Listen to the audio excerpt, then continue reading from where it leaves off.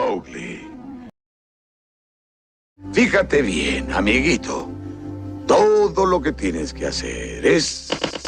búscalo, lo más vital nomás, amor, lo que es necesidad nomás, y olvídate de la naturaleza, tan solo muy esencial para vivir, para batallar, y la naturaleza te da.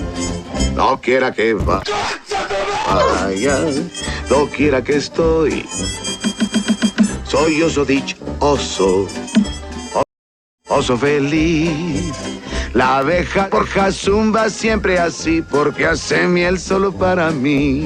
Y las hormigas encuentro bien y saboreo muetazo. ¿Tú comes hormigas?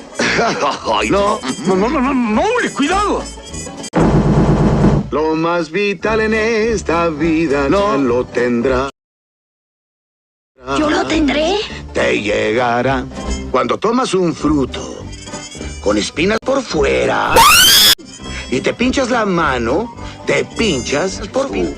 Tomar espinas con la mano es malo. En vez de la mano se usa siempre un palo. Mas fíjate bien, usarás la mano del... Lo menos...